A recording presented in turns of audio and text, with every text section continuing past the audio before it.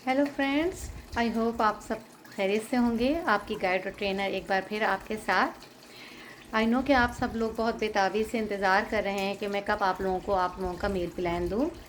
तो बेसिकली ये वीडियो जो है उसी का सिक्वल है। और बिफ़ोर डिस्कसिंग आपका मील प्लान, मैं ये चाहती हूँ कि थोड़ा सा हम डिस्कस कर लें कि हमारा पैटर्न क्या होगा।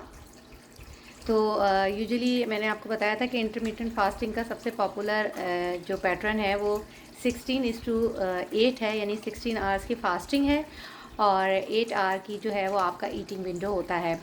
मगर मैं अपने क्लाइंट्स के साथ बेसिकली स्टार्ट करती हूँ 14:10 से। लाइक 10 आवर्स ईटिंग विंडो है और 14 आवर्स जो होती है वो मैं उनका फास्टिंग विंडो रखती हूँ, जिसमें उनका जो है वो स्लीपिंग टाइम इंक्लूड होता है।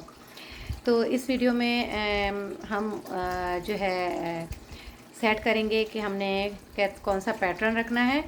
तो जैसे अगर आपका लास्ट मील जो होता है, आप डिनर जो है वो 8 पीएम पे करते हैं, तो जो है 8 पीएम के बाद जो है वो आपकी फास्टिंग का टाइम स्टार्ट हो जाएगा अनटिल 10 एएम मॉर्निंग।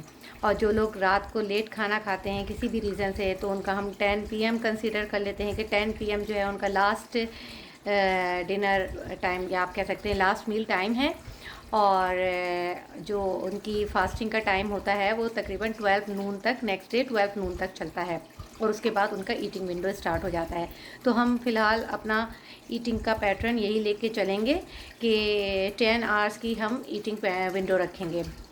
मैं वैसे भी अपने क्लाइंट्स के साथ जो है वो बिगनिंग में 16:8 के बजाय 14:10 का ही पैटर्न लेके चलती हूँ, जो कि ज़्यादा रियलिस्टिक होता है और वो इस पे जल्दी सेट भी हो जाते हैं।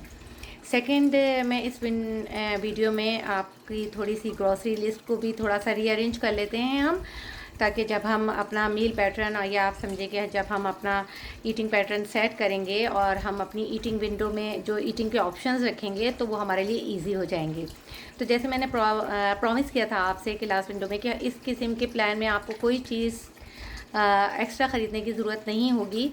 जो घर में होता है, जैसे अवेलेबल होता है, जो पकता है, उसी के हिसाब से हम इसको अरेंज करते हैं। तो होता क्या है कि हम इसमें जो है सिर्फ आपकी ग्रॉसरी लिस्ट पे थोड़ा सा मैं डिस्कस करती हूँ, जिसमें सबसे अच्छी बात ये है कि आपको कोई चीज़ ऐड नहीं करनी है, बल्कि दो चीज़ें माइनस करनी है। तो जो दो चीज़ें माइनस करनी है वो सिर्फ आपके लिए नहीं है, बल्कि वो आपकी पूरी फैमिली के लिए है। दैट्स वाई इसको कहते हैं कि ये जो है ना वो लाइफ स्टाइल चेंज है, ये कोई डाइट प्लान नहीं है।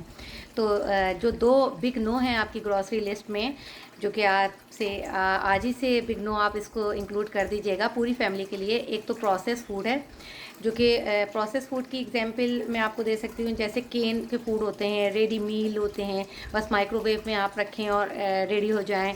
या टिन में जो आते हैं केन के प्रोडक्ट जो होते हैं, फ्रीजिंग के जो ऑप्शंस आते हैं हमारे पास के, बर्गर्स की पेटीज़ होती हैं, उसके अंदर नगेट्स होते हैं बच्चों के लिए, जो कि मदर्स के लिए बहुत इजी होते हैं कि वही बच्चों को दे दें और उनके लिए इजी हो जाए। लेकिन वो चूँकि उनमें प्रिजर्वेटिव एड्स होते हैं, तो वो प्रोसेस होते हैं, तो इस वजह से उनकी न्यूट्रिशनल वैल्यूज़ नहीं होती है और वो हाई कैलोरीज डेंस होते हैं, तो हम उसको बिग नो करते हैं, यानी कि अब हमारी ग्रॉसरी लिस्ट में वो शामिल नहीं होंगे।